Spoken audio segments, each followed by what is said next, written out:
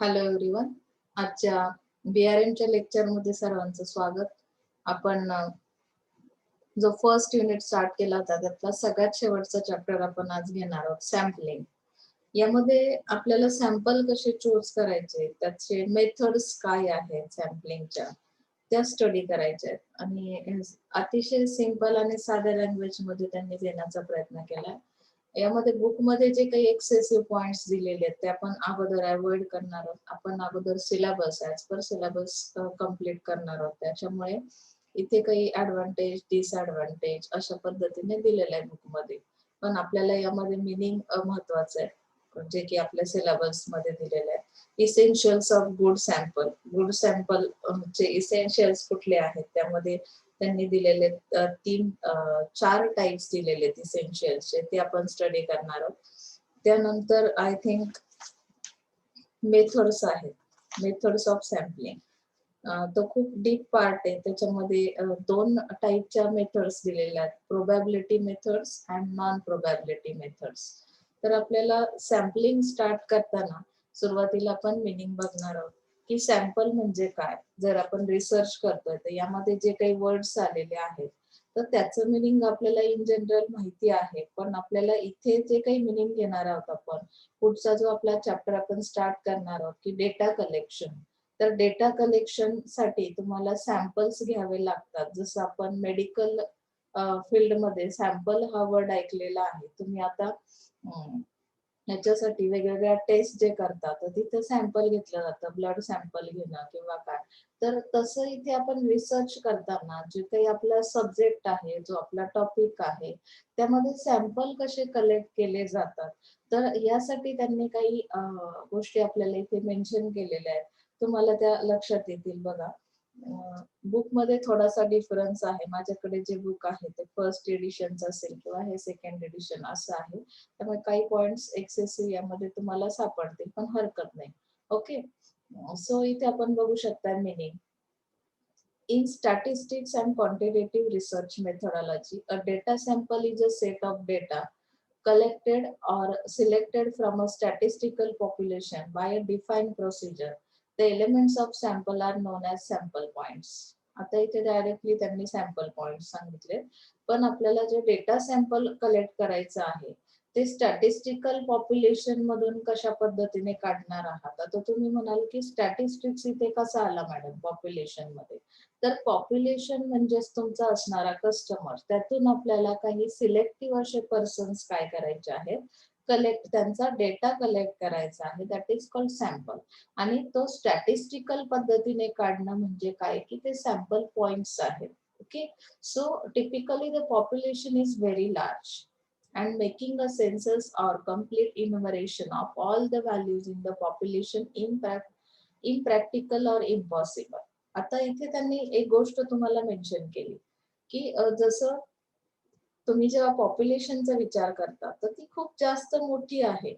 त्यातून आपल्याला जे सॅम्पल्स घ्यायचे आहेत आपल्या रिसर्च मेथोडॉलॉजीसाठी किंवा आपल्या प्रोजेक्टसाठी, आपण जेव्हा एखाद्या टॉपिकवर काम करतोय तर त्यातून सॅम्पल कलेक्ट करणं किंवा सॅम्पल चूज करणं, त्यातून डेटा कलेक्ट करणं, ही तशी फार मोठी प्रोसेस आहे की एवढ्या बिग लार्ज पॉप्युलेशन मधून मी कशा पद्धतीने हे करणार आहे. तर हे सगळं कसं आहे की इम्प्रॅक्टिकल आहे.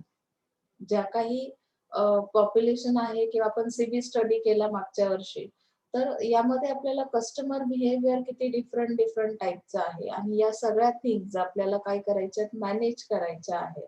मग त्यासाठी त्यांनी दिलाय samples are collected and statistics are calculated from the samples. अगोदर सॅम्पल कलेक्ट करा आणि नंतर तुम्ही स्टॅटिस्टिक्स कॅल्क्युलेट करा. So that one can make inferences or extrapolations from the sample to the population, and this process of collecting information from a sample is referred to as a sampling. And the process of designing and obtaining a representative sample of a desired population requires care and can be resource intensive. आपल्याला जो resource आहे data, आपल्याला data collection किंवा आपला resource काय आहे की आपल्याला मिळालेल्या सॅम्पल्सचे जे फीडबॅक आपण घेणार आहोत. जी डिझायर्ड पॉप्युलेशन म्हणजे काय की तुम्हाला अपेक्षित अशी पॉप्युलेशन, तुम्हाला कोणाला नक्की टार्गेट करायचं आहे किंवा कशाचा स्टडी तुम्ही करणार आहात, त्या डिझायर्ड पॉप्युलेशन्स नुसार तुम्हाला हा रिसोर्स काय करायचा आहे, कलेक्ट करायचा आहे, त्याचं डिझायनिंग करायचं आहे. आपण डिझायनिंग शिकलो की नाही, तर हा पार्ट इथे आपल्याला सॅम्पल्सच्या थ्रू कम्प्लीट करावा लागेल. सो त्यांनी एक डेफिनेशन पण दिली बघा. डोनाल्डची डेफिनेशन आहे, those individuals chosen from the population of interest as subjects in an experiment or to be respondents to a survey. यहाँ पे क्या करना है एग्जैक्टली कि जो इंडिविजुअल पर्सन्स हम टोटल पॉप्युलेशन से क्या करते की निकालते, दे आर रेस्पॉन्डंट्स. तुमचा जो सब्जेक्ट आहे त्यामध्ये त्यांचा इंटरेस्ट आहे, आपल्याला असंच सॅम्पल काढायचं आहे. लक्षात येते का तुमच्या?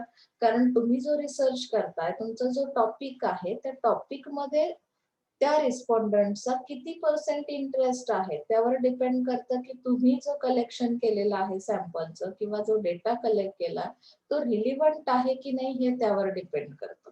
सपोज मी आता रिसर्च कशावर करते की एज्युकेशन सिस्टीमवर करते. मला एज्युकेशन सिस्टीमवर रिसर्च करताना त्या सिस्टीम मध्ये किती लोकांचा इंटरेस्ट आहे असेच लोक मला आधी काय करावे लागतील, अशी पॉप्युलेशन एकत्र करावी लागेल आणि त्यांच्यावर एक्सपेरिमेंट घेऊन मग सर्वे करून मला काय करायचं, त्यातले सॅम्पल्स काढायचे आहेत, ज्याच्यामुळे मला काय मिळेल, फीडबॅक मिळेल आणि मी त्यानुसार काय करेल, माझा सर्वे किंवा माझा रिसर्च जो आहे तो कम्प्लीट करेल. इज दॅट क्लिअर ना? मग यापुढे आपल्याला good sample is one which satisfies all or few of the following conditions. आता सॅम्पल गुड आहे की नाही तर हे आपण कशावरून ठरवणार आहोत, काहीतरी आपल्याकडे क्रायटेरिया असला पाहिजे की नाही. मग त्यासाठी त्यांनी एलिमेंट्स दिलेले आहेत हे गुड सॅम्पलचे, की ज्याच्यामुळे तुम्हाला काय कळेल की आपण जे सॅम्पल कलेक्शन केलेलं आहे, रिस्पॉन्डंट जे चूज केलेले आहेत ते करेक्ट आहेत किंवा नाही. Okay, so first is that रिप्रेझेंटेटिव्हनेस.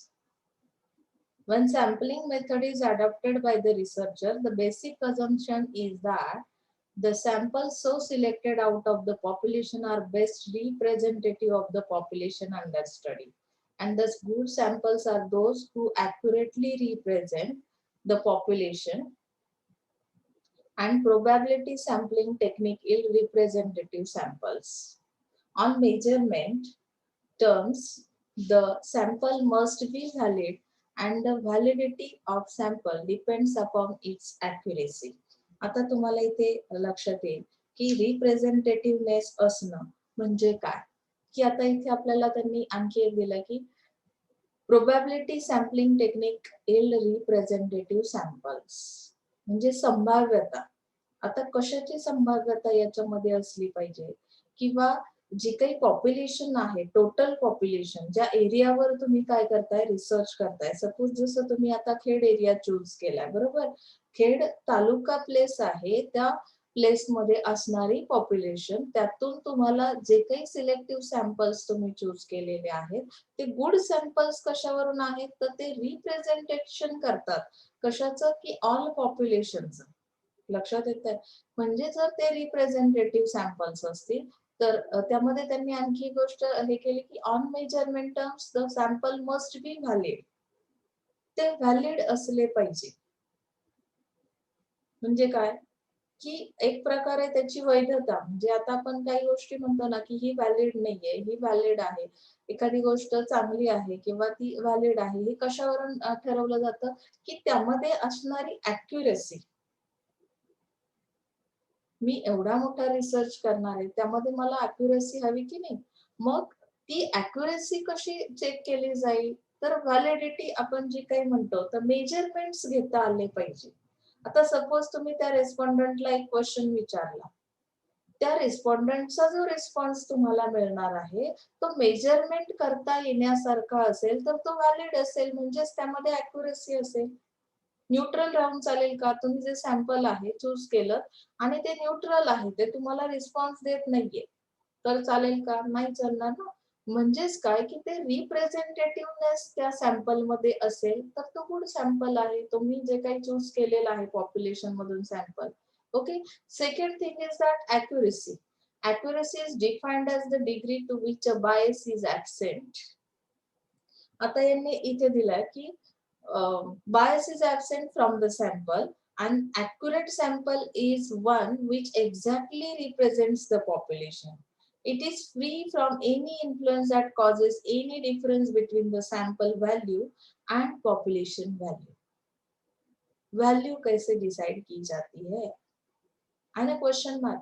आता मला accuracy वर डिपेंड करते व्हॅलिडिटी, तर मग accuracy कशी आहे हे मला जर समजून घ्यायचं असेल त्या सॅम्पल कडून, तर त्या सॅम्पल कसा असला पाहिजे की पूर्वग्रह कुठलाही असता कामा नये. म्हणजे त्याच्यावर बाकीच्या फॅक्टर्सचा इन्फ्लुएन्स कुठलाही असता कामा नये. It is free from any influence and that causes any difference between the sample value and the population value. म्हणजे काय की जी ऑल पॉप्युलेशन मधून तुम्ही सॅम्पल कलेक्ट केलंय त्याच्यावर दुसरा एखादा फॅक्टर जर इम्पॅक्ट करत असेल तर अॅक्युरसी येणार नाही. त्याचे व्हेरिएशन्स येतील ना रिझल्ट्स मध्ये. रिझल्ट्स मध्ये व्हेरिएशन्स आले म्हणजेच काय मेजरमेंट मध्ये व्हेरिएशन्स येतील आणि ते व्हेरिएशन्स आले की अॅक्युरसी येणार नाही. समजतंय?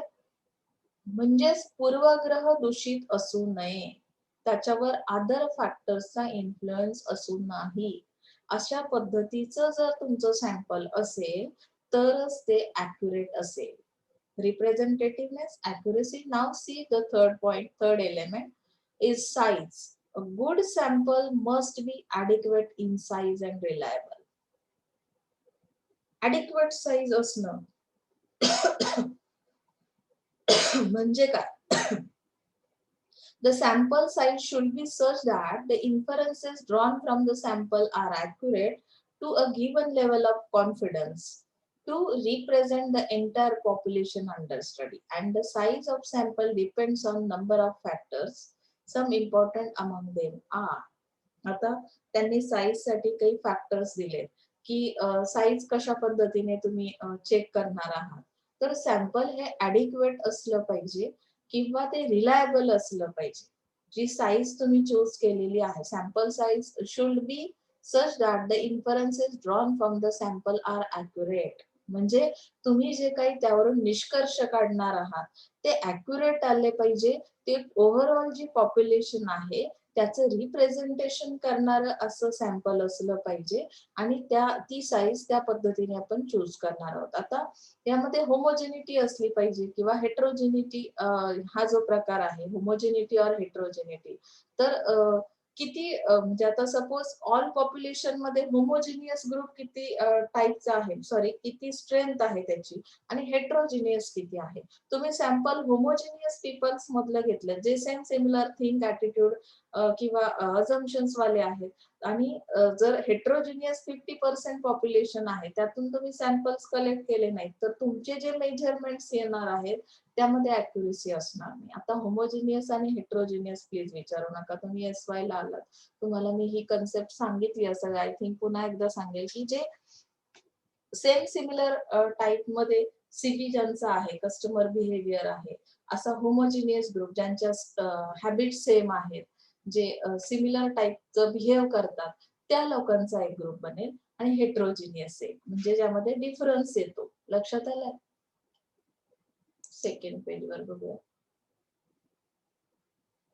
Number of classes propose. जसं आपण upper class, middle class, lower class, मग तुम्ही सगळं सॅम्पल अप्पर क्लास मधून घेतलं तर ते रिप्रेझेंटेटिव्ह असू शकणार नाही मग किंवा त्यामध्ये मेजरमेंट्स मध्ये अॅक्युरसी येणार नाही. म्हणजे ती साईज तुम्ही हे करताना डिसाइड करताना त्यामध्ये ऑल याचा विचार करायचा. Homogeneous, heterogeneous, number of classes, nature of study. आता नेचर ऑफ स्टडी मध्ये काय दिलंय की for an intensive study which may be for a long time, large samples are to be chosen. आता इंटेन्सिव्ह स्टडी आहे म्हणजेच तुम्हाला लॉंग टाइम पर्यंत टिकणारा असा सॅम्पल घेणं गरजेचं आहे. काही लोक मध्येच ब्रेक करतात. तुमची जी चेन आहे ती ब्रेक झाली की मग नंबर ऑफ रिस्पॉन्डंट जर ब्रेक होत असतील तर काय होणार आहे की त्यामध्ये तुम्हाला डेटा कलेक्ट करताना, इन्फॉर्मेशन कलेक्ट करताना प्रॉब्लेम्स येऊ शकतात. त्यामुळे इथे नेचर ऑफ स्टडी सुद्धा तुम्हाला लक्षात घेणं गरजेचं आहे त्या साईज मध्ये. हा पार्ट इथे दिलेला आहे बघा. माझ्या बुक मध्ये हा पार्ट नाहीये, हा इथे दिलाय. ओके, आता साईज नंतर आपण बघूया. प्रिसिजन एक दिलेला आहे, अचूकता त्यामध्ये असली पाहिजे. रिप्रेझेंटेटिव्हनेस, size, accuracy. Now precision. The sample must yield precision estimate. Precision is measured by the standard error or standard deviation of the sample estimate. The smaller the standard error or estimate, the higher is the precision of the sample. म्हणजे काय की अचूकपणा असला पाहिजे. तुम्ही जे sample घेताय, तुमचा जो अंदाज आहे, एस्टिमेट काढलेला आहे, तर ते कसं असलं पाहिजे. Precision is measured by the standard error और स्टँडर्ड डेविएशन. म्हणजे जे काही बदल तुम्ही करणार आहात त्या एस्टिमेट मध्ये, तर त्यासाठी ते अचूक असलं पाहिजे. त्यामध्ये एरर फ्री असलं पाहिजे. Standard error, smaller the standard error or estimate, higher is the precision of the sample. म्हणजे जेवढ्या मिस्टेक्स तुम्ही तिथे अवॉइड कराल, तुमच्या एस्टिमेट मध्ये जर गडबड असेल, बिग एरर्स असतील, तर काय होणार आहे की त्यामध्ये अचूकता येणार नाही सॅम्पल मध्ये. आलं लक्षात? म्हणजे इथे आपण एलिमेंट्स पाहिले, त्याचं मिनिंग पाहिलं. Now let us see the methods.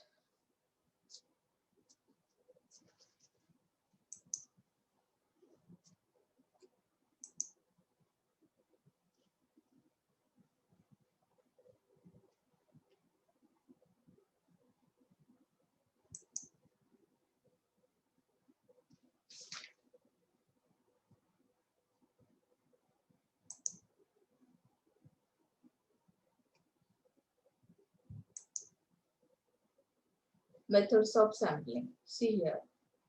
आता probability methods, non probability methods, अशा पद्धतीने त्यांनी त्याचं डिवायडेशन केलेलं आहे सॅम्पलिंग मेथड्सचं, की सॅम्पल्सच्या कुठल्या कुठल्या मेथड्स आहेत. आता ज्यामध्ये काही शक्यता आहेत, पॉसिबिलिटीज आहेत, that is called probability methods, simple random. आणि नॉन प्रोबॅबिलिटी मध्ये कन्व्हिनियन्स सॅम्पलिंग. ओके, यामध्ये सिस्टमॅटिक सॅम्पलिंग आहे, क्लस्टर सॅम्पलिंग आहे. क्लस्टर मध्ये area sampling, multistage sampling, stratified sampling आणि पर्पजिव्ह और जजमेंट सॅम्पलिंग मध्ये दिलंय quota sampling, snowball sampling. Okay, so let us see first one, probability sampling. आता ह्या method मध्ये काय केलं जातं तर बघू शकताय तुम्ही. सिंपल रॅन्डम सॅम्पलिंग म्हणजे इझिली तुम्ही जे सॅम्पल्स कलेक्ट करता, त्यामध्ये this sampling technique gives each element an equal and independent chance of being selected. म्हणजे प्रत्येक एलिमेंटला तुम्ही काय केलेलं आहे की न्याय देण्याचा प्रयत्न केलेला आहे. ते gives each element an equal and independent chance of being selected, and equal chance means equal probability of selection. For example, in a population of 300, each element theoretically has 1 upon 300 chance of being selected. In a population of 1000, each element has 1 divided by 100 chance of being selected. An independent chance means that the draw of one element will not affect the chances of other elements being selected. म्हणजे जसं मी तुम्हाला सांगितलं की variations येणं गरजेचं नाही. ते म्हणजे जे काही तुम्ही सॅम्पल्स कलेक्ट केलेले आहेत त्याच्यावर दुसऱ्या कुठल्याही सॅम्पलचा किंवा दुसऱ्या व्हेरिएबल्सचा इम्पॅक्ट असता कामा नये. इथे इंडिव्हिज्युअल आपण एक एलिमेंट असं चूज करणार आहोत या सिंपल रॅन्डम सॅम्पलिंग मध्ये की अदर एलिमेंट्स त्याच्यावर कुठलाही इम्पॅक्ट करणार नाहीये. लक्षात आलंय? म्हणजे आता सपोज मी जे सॅम्पल, आता एक जो सॅम्पल घेतलेला आहे युनिट मधून, तर त्या सॅम्पलवर अदर फॅक्टर्सचा कुठलाही इम्पॅक्ट नाहीये. तो एरर फ्री आहे. त्याचा रिस्पॉन्स कसा आहे, पूर्वग्रह दूषित तो असणार नाही. That is called simple random. तर याच्यामध्ये काय येतं की ऍडव्हान्टेजेस दिलेत बघा. All element in the population has an equal chance of being selected. It is the most simple type of probability sampling to understand. समजण्यासाठी ही मेथड खूप इझी आहे. It does not require prior knowledge of true composition of the population. म्हणजे तुम्हाला इथे जी काही population आहे त्याबद्दल फारशी माहिती नसेल तरी सुद्धा आपण सिंपल रॅन्डम सॅम्पलिंग कलेक्ट करू शकतो. म्हणजे फार अगदी तुम्हाला ते स्ट्रक्चर जाणून घेण्याची, कंपोजिशन कसं झालंय काही जाणून घेण्याची फार गरज नाही. आलं लक्षात? डिसएडव्हान्टेज काय होतो, sampling error in this sampling is greater than that in other probability samples of the size, same size, because it is less precise than other methods. ही जी मेथड आहे ती एवढी अचूक नाही. जनरली ओव्हरऑल जे कन्क्लुजन काढून आपण सॅम्पल्स कलेक्ट करतो ती अशा पद्धतीची असल्यामुळे ती एरर फ्री असणार नाहीये. यामध्ये जे काही प्रोबॅबिलिटी सॅम्पल्स तुम्ही घेतलेले आहेत त्याची साईज पण ॲक्युरेट असेल असं नाही. म्हणजे अचूकता त्यामध्ये फार कमी असू शकते. The size of the sample required to ensure its representativeness is usually larger under this type of sampling than under other random sampling techniques. म्हणजे यामध्ये पूर्णपणे तुम्ही अश्युअर असणार नाही आहात. रिप्रेझेंटेटिव्हनेस असेलच असंही नाही. त्यामध्ये प्रिसाइज असेल जे सॅम्पल ते पण असू शकत नाही. Simple random design may be expensive in time and money. हे कसं आहे की यावर व्यर्थ तुमचा वेळ पण जाणार आहे आणि पैसाही खर्च होणार आहे. ही जी मेथड आहे simple random sampling. Okay. Systematic sampling याच्या नावातच तुम्हाला लक्षात येईल की सिस्टमॅटिक आहे. म्हणजे काय करतात हे, this method of sampling is an alternative to random sampling. याचं अल्टरनेटिव्ह ते आहे की ही मेथड नसेल तर मग तुम्ही सिस्टमॅटिकनेस कसा येतो, in which the selection of the first unit of sample from the population is based on randomization. The remaining units of the sample are selected from the population at a fixed interval. म्हणजे पहिलं जे काही तुम्ही estimate काढाल, probability काढाल ती overall काढली जाईल. Randomisation कसं असेल, it is based on simple random sampling technique. आणि रिमेनिंग जे काही युनिट्स आहेत सॅम्पलचे तर त्यामध्ये ओव्हरऑल जी काही पॉप्युलेशन सिलेक्ट केलेली आहे तर त्यामधून तुम्ही काय करणार आहात की अशा पद्धतीने रिप्रेझेंटेटिव्हनेस, साईज, प्रिसिजन या सगळ्या टेक्निक्सचा वापर करून काही सॅम्पल्स कलेक्ट कराल. म्हणजे काय की ओव्हरऑल काढलेले एक सॅम्पल्स प्लस यामध्ये तुम्ही स्टडी करून काढलेले सॅम्पल्स. म्हणजे यामध्ये काय केलं जाईल की systematic selection can be applied to various population such as students in class, houses in street म्हणजे रस्त्यावरची घरं, telephone directory, customers of bank and so on. म्हणजे ही सिस्टमॅटिक सिलेक्शन मेथड कशी कुठे कुठे यूज केली जाते तर मला सॅम्पल घ्यायचे आता सपोज क्लासमधले स्टुडंट्स आहेत त्यातून काही सिलेक्टिव्ह स्टुडंट सॅम्पल म्हणून मला चूज करायचे असतील तर ओव्हरऑल मी काय केलं की काही स्टुडंट्स अगोदर काढले. त्यानंतर रँडमायझेशन नंतर काय केलं की जनरली मी एका इंटरवल नंतर म्हणजेच काय की स्टडी केल्यानंतर काही स्टुडंट्स त्यातून बाहेर काढले आणि त्यावरून मला जे काही रिस्पॉन्स मिळाला त्या सॅम्पल्स वरून तो मी कशासाठी यूज केला, माझ्या रिसर्चसाठी. So advantages, it is much simpler than random sampling. ही सिंपल मेथड आहे. It is easy to use. It is easy to instruct the field investigators to use this method. म्हणजे जे कोणी तपास करणारे आहेत किंवा रिसर्चर्स आहेत तर ते काय करू शकतात की या पद्धतीने इझिली काय करू शकतात, डेटा कलेक्ट करू शकतात, सॅम्पल कलेक्ट करू शकतात. This method is cheaper than simple random sampling. इथे वेस्ट ऑफ एनर्जी किंवा मनी टाइम तुम्ही घालवणार नाही. Sample is spread evenly over the population. Okay. Now disadvantages. याचे डिसएडव्हान्टेजेस काय दिलेत बघा. यामध्ये सांगितलं की it is less representative as once the first atom is selected at random and subsequent atoms are all lying at uniform internal, so the selected atoms may lack complete representativeness. हे कुठल्याही एका ग्रुपचा रिप्रेझेंटेटिव्हनेस करत नाहीत कारण आपण दोन ग्रुप्स काढलेले आहेत. ओव्हरऑल एक काढलेला आहे आणि इंटरवल नंतर एक काढलेला आहे. म्हणजे इथे ते ऑल पॉप्युलेशनचं प्रॉपर रिप्रेझेंटेटिव्हनेस त्यांच्यामध्ये असत नाही. This method requires a correct understanding of the methodology or otherwise the sample selected will not be correct. Correct understanding होत नाही यामध्ये. का होत नाही? कारण की यांची काम करण्याची पद्धत कशी आहे? सेम सिमिलर नाही. वेगवेगळ्या पद्धतीचे 2 आपण काय केलेले आहेत यामध्ये सॅम्पल्स घेतलेले आहेत. The first attempt selected should be strictly at random. If there is any bias in the first stage, it will influence the attempt selected at subsequent stages.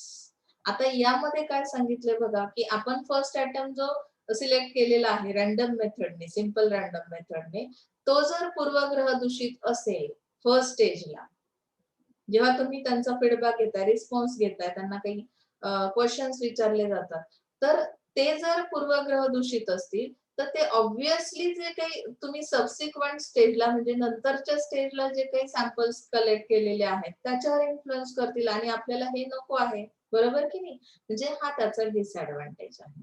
Cluster sampling मध्ये काय दिलंय बघा. Cluster means group. आता इथे काय दिलं cluster sampling means random selection of sampling units consisting of population elements. Each such a sampling unit is a cluster of population elements. म्हणजे काय की यामध्ये जी काही पॉप्युलेशन आहे त्यातून तुम्हाला ग्रुप्स काढायचे. एलिमेंट्स म्हणजे काय की काही युनिट्स तुम्हाला काढायचे. Then from each selected sampling unit a sample of population element is drawn by either simple random selection or stratified random selection. म्हणजे त्यांचा स्तर कसा आहे त्यानुसार तुम्ही हे सिंपल रॅन्डम सिलेक्शन टेक्निकने काय करणार आहात की क्लस्टर्स तयार ग्रुप्स तयार करणार आहात त्या पॉप्युलेशनचे. मग आता ते ग्रुप्स कसे केले जातील? Cluster sampling is divided into 2 forms, area sampling, multi stage sampling. आता एरियामध्ये एरिया वाईज तुम्हाला जाणं गरजेचं आहे. जसं की इथे काय सांगितलंय in a larger field surveys cluster consisting of specific geographical areas like a district, taluka, villages or blocks in a city are randomly drawn. म्हणजे रॅन्डमली तुम्हाला इथे काय स्टडी करायचंय तर त्या पर्टिक्युलर एक एरिया सिलेक्ट करायचा जिओग्राफिकल एरिया तो असणार आहे. त्यामध्ये कुठलं डिस्ट्रिक्ट आहे, कुठला तालुका आहे, कुठलं विलेज आहे, त्या पद्धतीने हे सॅम्पल्स कलेक्ट केले जातील. As the geographical areas are selected as sampling units, in such a cases their sampling is called area sampling. And it is not a separate method of sampling but forms a part of cluster sampling. म्हणजे इथे separate samples नाही घ्यायचेत आपल्याला groups मध्ये घ्यायचे. जसं आपण homogeneous आणि heterogeneous पाहिलं की नाही त्या पद्धतीने हे क्लस्टर केले जातील. Area sampling is done on the basis of this administrative units in multi stage. आता यामध्ये मल्टी स्टेज सॅम्पलिंग काय आहे बघा. Multi-stage sampling is further development of the principle of cluster sampling. जे क्लस्टर सॅम्पलिंग मधून जी development झाली sample collection मध्ये त्याचं नाव आहे मल्टी स्टेज सॅम्पलिंग. आता मल्टी स्टेज सॅम्पलिंग कसं केलं जातं in a large scale survey covering the entire nation. म्हणजे इथे बिग पॉप्युलेशन कव्हर केली जाते. नेशनचा विचार एक राष्ट्र आपण काय करतो कव्हर करतो. The size of the sampling frame will be too large which leads to more time and cost of the study. In such a study, multi-stage sampling technique helps in designing a smaller sampling frame and which will make the study practicable in terms of cost and time. आता हे प्रॅक्टिकेबल आहे हे जे technique आहे की हे designing साठी म्हणजे स्मॉल सॅम्पलिंग फ्रेम जी आहे त्याचं डिझायनिंग करण्यासाठी फार उपयोगाचं आहे. Multi-stage sampling is appropriate where the population is scattered over a wider geographical area and no frame or list is available for sampling. आता इथे बघा पूर्ण ब्लँक दिलंय की एरियामध्ये एक्झॅक्टली तुम्हाला डिस्ट्रिक्ट तालुका विलेज हे कसं केलं होतं तुम्ही की टार्गेट केलं होतं त्यातून सॅम्पल्स काढले होते. मल्टी स्टेज मध्ये काय केलं जातं की मल्टी स्टेज मध्ये जी काही पॉप्युलेशन आहे ती स्कॅटर्ड पॉप्युलेशन आहे. आता जी स्टुडंट्स मार्केटिंगचे असतील यामध्ये त्यांना माहितीये की स्कॅटर्ड पॉप्युलेशन कुठे आहे जनरली की रुरल एरियाचा आपण स्टडी केला, रुरल मार्केटिंग स्टडी केलं. मग हा जो जिओग्राफिकल एरिया आहे त्यामध्ये कुठलीही अशी एक फ्रेम नाही तुमच्या डोळ्यासमोर सॅम्पलसाठी की हा एक पर्टिक्युलर टाईपचा कस्टमर आहे किंवा सॅम्पल आहे. तर यामध्ये तुम्हाला अशी कुठली लिस्ट अवेलेबल नसते. फ्रेमच नाहीये काही की तो एरिया म्हणजे आता डिवाइड स्कॅटर्ड पॉप्युलेशन आहे म्हणजे इथे 10 घरं आहेत की ज्यांचं एक गाव बनलेलं आहे. छोटी छोटी खेडी आहेत की ज्याच्यातून आपल्याला अशा स्कॅटर्ड पॉप्युलेशन मधून सॅम्पल्स कलेक्ट करायचे. कुठली आयडिया नसताना आपल्याला हा सर्वे करायचा आहे आणि त्यामुळे पुढचं त्यांनी एक गोष्ट सांगितली, it is also useful when a survey has to be made within a limited time and cost budget. इथे कॉस्ट बजेट असेल, लिमिटेड टाइम पिरियड असेल, तेव्हा आपण काय करतो, मल्टी स्टेज सॅम्पलिंग करतो. ओव्हरऑल जनरली आपण इथे काय करतो, या पॉप्युलेशन मधून सॅम्पल्स कलेक्ट करतो. आता याचे ऍडव्हान्टेज काय दिलेत बघा.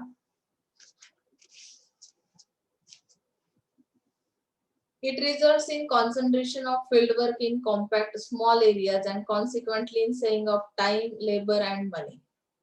म्हणजे आता यामध्ये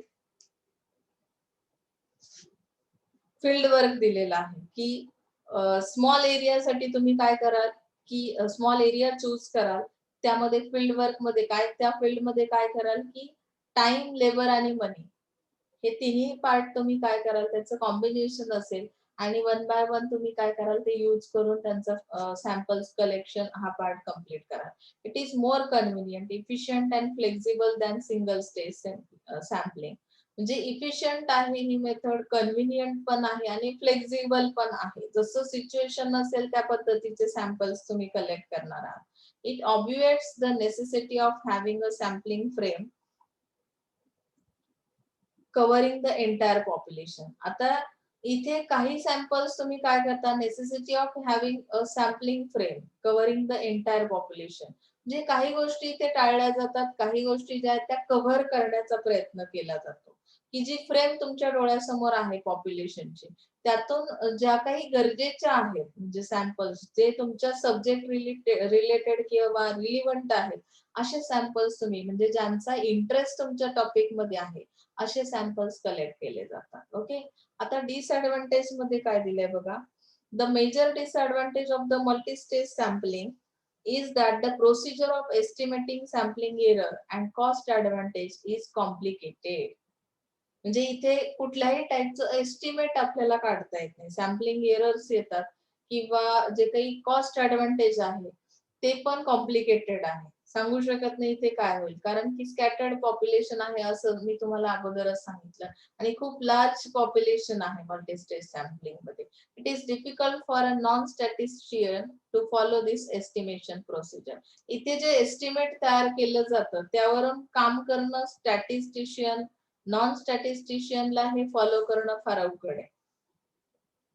म्हणजे तुम्हाला काही कॅल्क्युलेशन्स घ्यायचे आहेत, मेजरमेंट्स काढायचे असतील तर ते फार हार्ड आहे या मल्टी स्टेज सॅम्पलिंग मध्ये. समजलं इथपर्यंत? पुढचा जो पार्ट आहे तुमचा स्ट्रॅटिफाईड सॅम्पलिंग. ओके. यामध्ये सांगितले it is an improvised sampling over simple random sampling. आता यामध्ये सुद्धा कसे आहेत की स्तर बनवलेले आहेत, लेयर्स आहेत. ओके. अँड सिस्टमॅटिक सॅम्पलिंग हे कसं आहे की इम्प्रुव्हमेंट केली म्हणजे सिंपल रॅन्डम टेक्निक मध्ये किंवा सिस्टमॅटिक सॅम्पलिंग मध्ये आणि नंतर पुढचं सॅम्पलिंग हे आलं स्ट्रॅटिफाईड sampling. This sampling will have more statistical efficiency. And in this sampling method, population is divided into a specified set of strata such that the members within each stratum have similar attributes, but the members between strata have dissimilar attributes. आता within members जे आहेत म्हणजे जे काही तुम्ही layers तयार केलेत, म्हणजे यामध्ये जे काही स्ट्रॅटिफिकेशन केलेलं आहे त्यामध्ये काय दिलंय की जे मेंबर्स तुम्ही काढलेले आहेत पॉप्युलेशन मधून त्यामध्ये दिलंय की within each stratum have similar ऍट्रिब्यूट्स. म्हणजे एक स्पेसिफाईड सेट असा आहे की त्यामध्ये सिमिलर ऍट्रिब्यूट्स वाले सॅम्पल्स आहेत आणि जे बिटवीन स्ट्राटा मेंबर्स आहेत ते डिसिमिलर ऍट्रिब्यूट्स वाले आहेत ज्यामध्ये सिमिलॅरिटी आढळत नाही. This means that each stratum is homogeneous when compared to the population.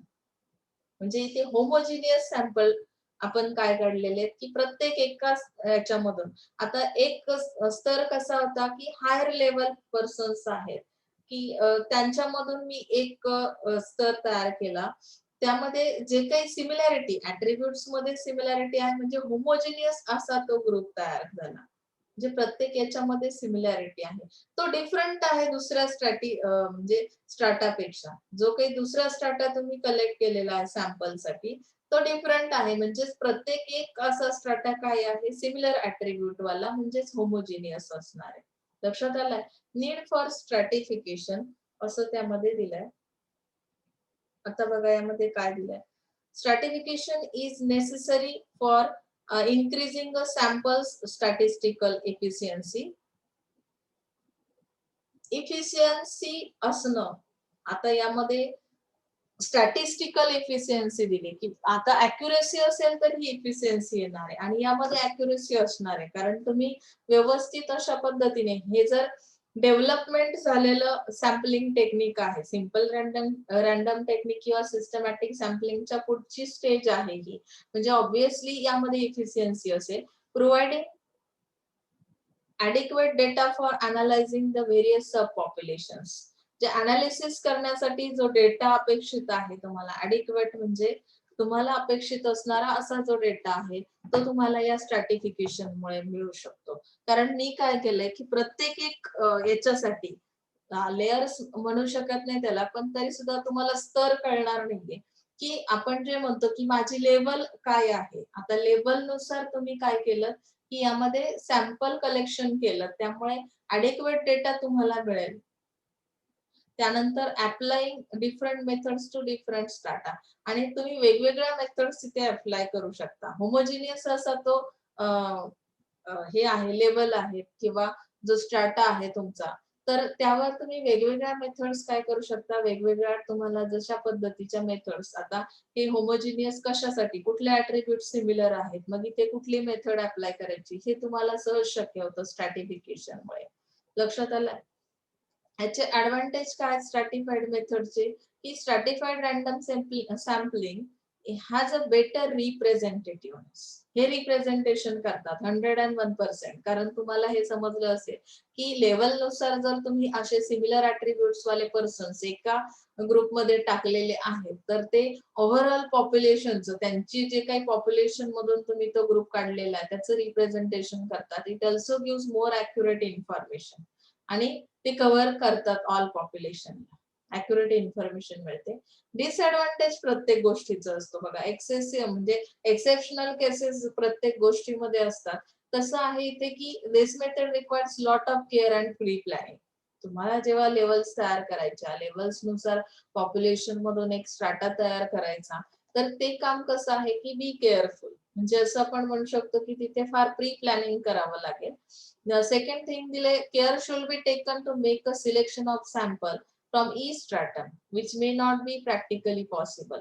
आता काही गोष्टी कशा असतात की तुमच्या ओन माइंड मध्ये येतात. तुम्ही काही एस्टिमेट लावता काही संभाव्यता त्यातून काढता प्रोबॅबिलिटी काढता पण प्रत्येक वेळी तुमची आयडिया ही प्रॅक्टिकली इम्प्लिमेंट करता येईल असं नाही. म्हणजेच काय की जे सॅम्पल तुम्ही स्ट्रॅटम साठी काढणार आहात तर ते प्रॅक्टिकली पॉसिबल आहे का त्यातून तुम्हाला अपेक्षित असा रिस्पॉन्स मिळू शकतो का ही पॉसिबिलिटी सुद्धा काढणं फार अवघड आहे किंवा त्याचा तुमच्या रिझल्ट्सवर किंवा त्या अॅक्युरेसीवर इम्पॅक्ट होऊ शकतो. आलं लक्षात. म्हणजे तुम्हाला प्रोबॅबिलिटी सॅम्पलिंग कळलं असावं असं आपण इमॅजिन करतोय. पुढे जाऊया आपण नॉन प्रोबॅबिलिटी सॅम्पलिंग. यामध्ये दिलंय कन्व्हिनियन्स सॅम्पलिंग. आता कन्व्हिनियन्स सॅम्पलिंग मध्ये एक एक्झाम्पल तुम्हाला सांगितलं की लक्षात येईल.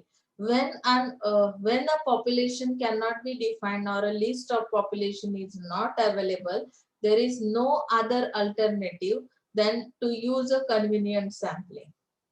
आपण कन्व्हिनियंट सॅम्पलिंग कधी यूज करतो तर जेव्हा आपल्याकडे पॉप्युलेशनची कुठल्याही टाईपची लिस्ट अवेलेबल नाहीये. मला खेडची पॉप्युलेशन काय करायची की मेजरमेंट्स घ्यायचे आहेत किती पॉप्युलेशन आहे पण माझ्याकडे असा कुठला डेटा अवेलेबल नाही किंवा अल्टरनेटिव्ह सोर्स पण नाहीये.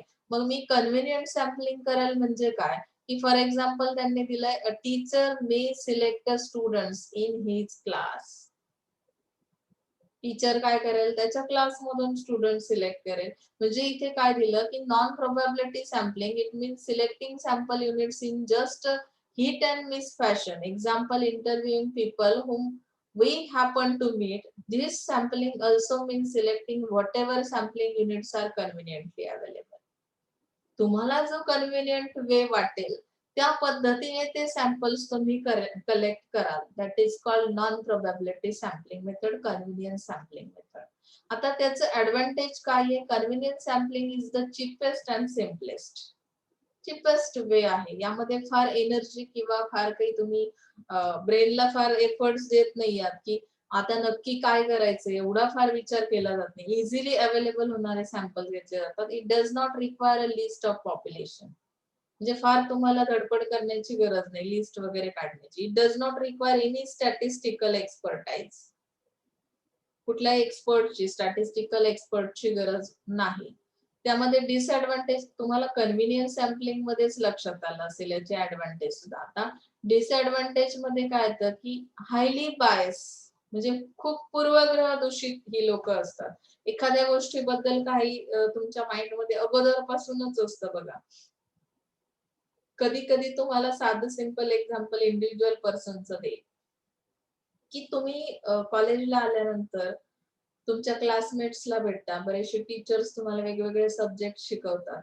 पण मागच्या वर्षीचा कोणीतरी स्टुडंट तुमचा फ्रेंड आहे, त्याने तुम्हाला एखाद्या टीचर बद्दल एखादी गोष्ट सांगितली असेल, की हे फार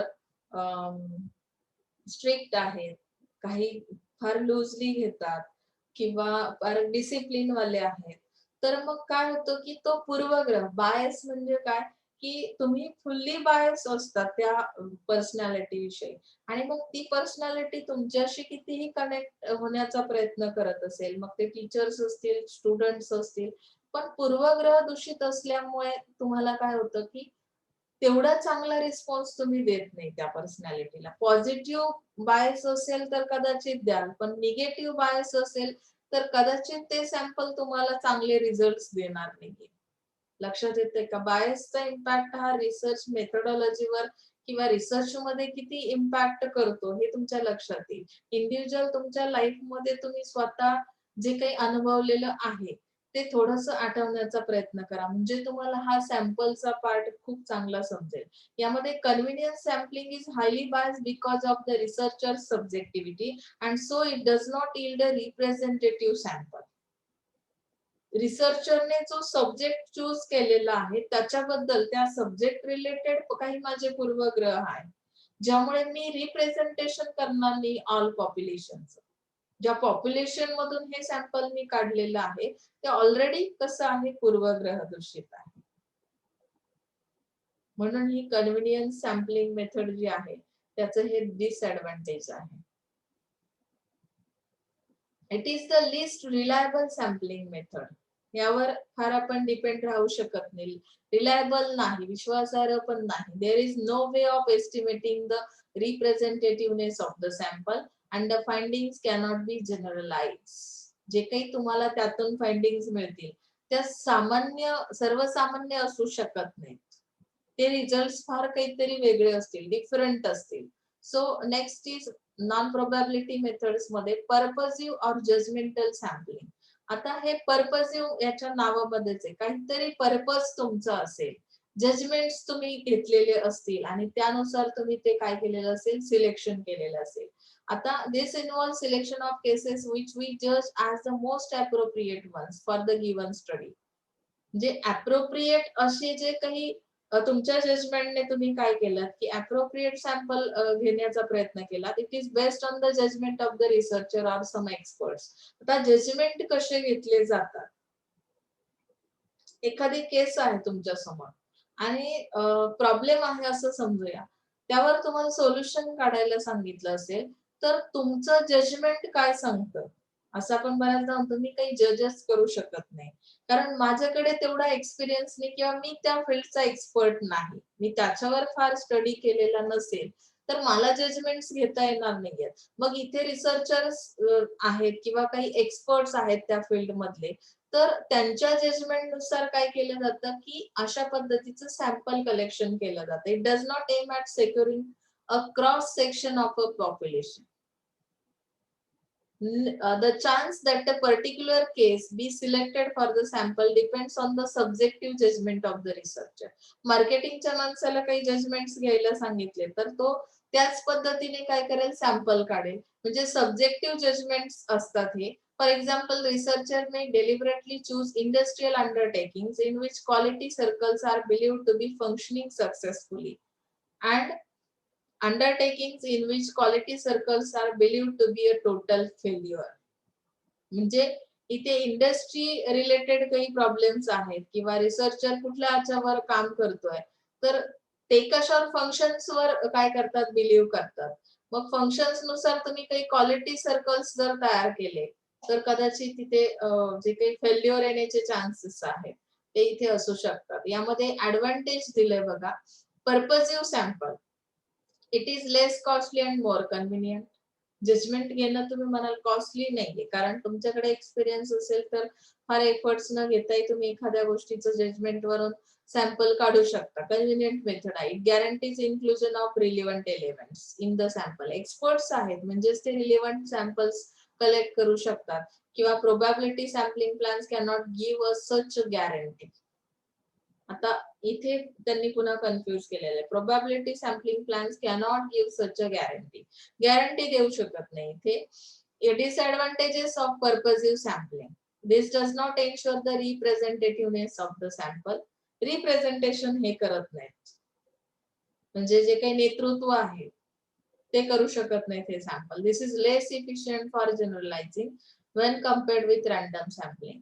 जे काही आपण बाकीच्या मेथड स्टडी केल्या त्यानुसार हे सर्वसामान्य असे किंवा इफिशियंट असे सॅम्पल्स असू शकत नाही, कारण हे जजमेंट वरून घेतलेले आहे. ओके, हे डिसएडव्हान्टेज. कोटा सॅम्पलिंग हा जो पार्ट आहे बघा, कोटा सॅम्पलिंग मध्ये काय दिलंय, this is a form of convenient sampling involving selection of quota. Groups of accessible sampling units by traits such as sex, age, social class. आता इथे जे सिलेक्शन केलं जातं ते पार्ट सॅम्पल्स कसे घेतात बघा, selection of quota groups of accessible sampling. मग ते ग्रुप्स कशा टाइपचे असतील, ते रिलेटेड असतील. सेक्स मध्ये आता मेल आहे, फिमेल आहे, एज ग्रुप किती घेतलाय, 0 to 25 किंवा 0 to 5 इयर्स, त्यामधले ते असणार आहेत. म्हणजे असा तुम्ही काय केलेला आहे, तो कोटा सॅम्पलिंग केलेला आहे. सोशल क्लास नुसार मिडल क्लास चूज केलात, लोअर क्लास चूज केलात, हायर क्लास चूज केला. when the population is known to consist of various categories by age, religion, social class, etc. in a specific proportion, each investigator may be given an assignment of quota groups specified by the predetermined traits in a specific proportion.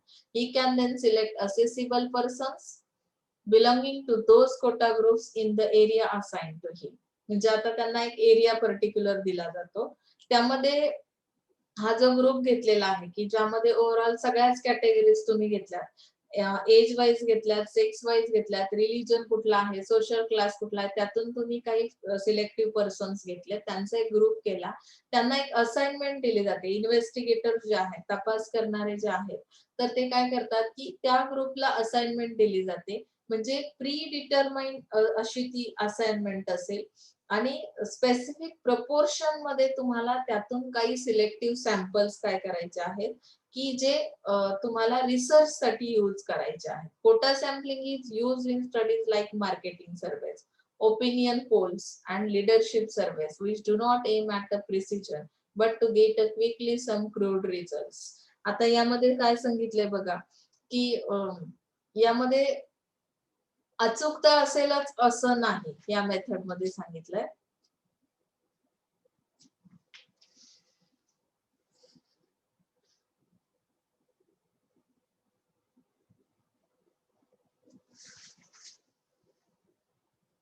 Next सांगितलंय,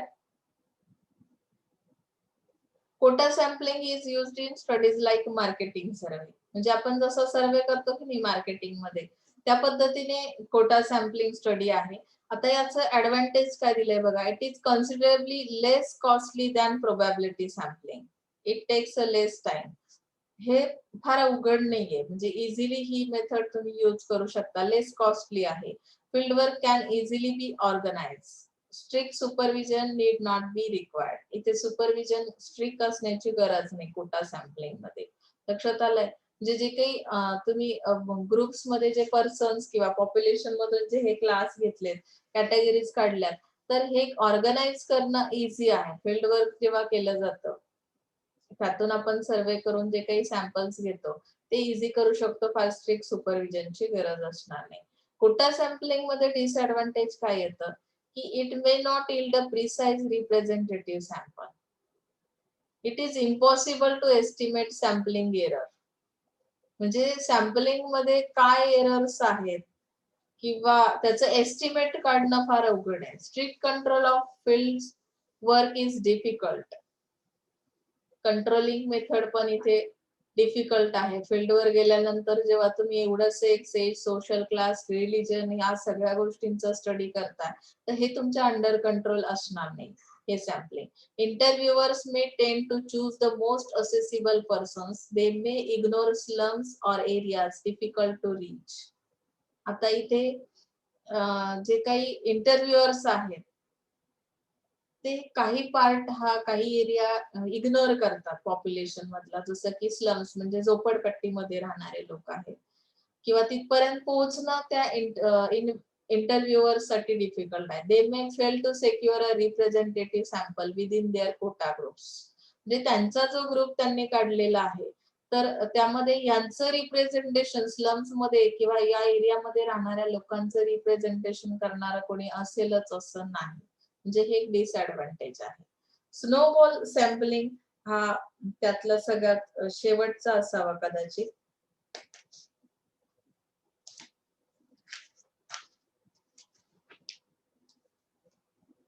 यामध्ये काय सांगितलंय, snowball sampling is a restrictive multi-stage sampling in which initially certain number of sampling units are randomly selected. Later additional sampling units are selected based on referral process.